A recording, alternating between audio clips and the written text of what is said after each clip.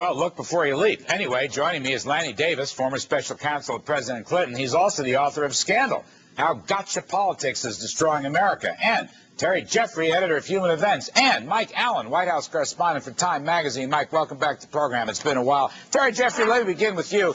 We're talking conservative stay-at-home, and we're talking social conservatives. We're talking social Christian conservatives. We're talking social Christian white conservatives. It's a point made by Dick Morris. It's a point made by Fred Barnes. It's a point made by me, and I think you've made it too. Is that going to really hurt the GOP? I think in some specific districts it's going to hurt, Larry. I think for the most part conservatives are going to go to vote essentially motivated by the fear of a Democratic majority Congress, which they don't want. But in some specific districts where the Republican candidates have especially hurt themselves, I think some conservatives may not turn out. And the question is whether that provides enough of a margin for the Democrats to win the House. And I think right now you have to say that's a very good possibility. Mike Allen, you just interviewed Dick Cheney, Vice President Cheney. I want to ask you not only what he said, I read at least what you posted, but what was his body language? What was his attitude? Well, Larry, the vice president didn't seem to be in the bunker at all, either physically or mentally. He said that he was confident about winning the House and Senate, which makes you wonder if the vice president has some secret research that no one else does. And he even looked good physically. He says he has a recumbent bicycle that he rides 4 or 5 times a week. Jay Carney, my bureau chief, and I joked that we need to work out a little more to keep up with the vice president's regimen. But Larry, you heard him making a point that I think you're going to hear a lot of Republicans make coming up, and that's essentially vote your 401k.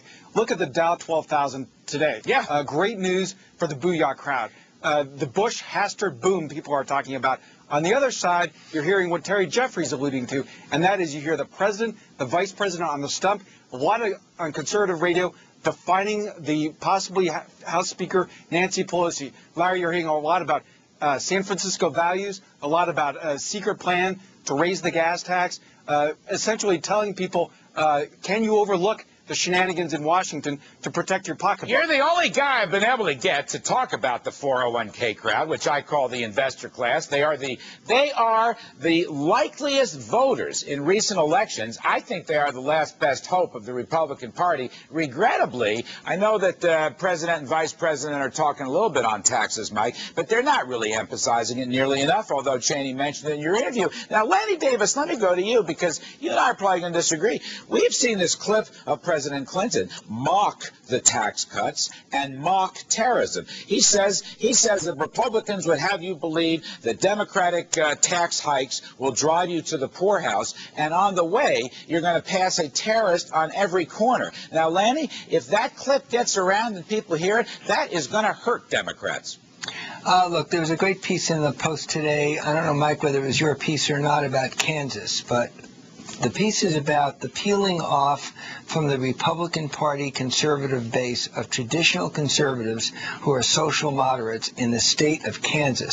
And there are Democrats who used to be Republicans running in Kansas, and I think you're seeing a national phenomenon where the Christian right has alienated a good deal of the John Danforth type of traditional conservatives. May I say the Larry Kudlow traditional conservatives who believe in balanced budgets but also believe in individual liberties and having the government stay out of your private life. So I think you're seeing a phenomenon in the Republican Party dividing the party up, and with Democrats like Joe Lieberman, who might be able to command the center again, we're going to peel off and take away those Republicans and build a new Democratic majority starting with these elections. All right, Terry Jeffrey, first of all, let me say I am a pro-life human person, whatever political terms that may calculate to. But, Terry, is the Lanny Davis, John Danforth scenario the one? Is that how the Republican Party should go? You know, Larry, for years and years, Democrats and liberals in the Republican Party have been trying to convince the party to go away from the social and cultural issues because they don't help the Republicans build a coalition. The fact of the matter is the reason the Republican Party has basically been the majority party in this country ever since Richard Nixon was elected in 1968 is because the Democratic Party is way too far to the left on cultural issues. I think Bill Clinton's whole strategy has proved that. That being said, Larry, there's no doubt that one of the reasons conservatives are disillusioned with the establishment of the party in Washington today is because of its runaway spending habits in control of the United States Congress. Mike Allen and Lanny Davis, I need two quickies here to close this down. First of all, Mike, Republicans, is there still hope? Well, of course there is, Larry, and especially in Senate races, it's very easy to sketch a scenario where they hold the Senate. House, much more troublesome. House Republican source said to me today, we never thought that we'd lose the majority this way, but a Democrat warned me things can't possibly be as good as they look.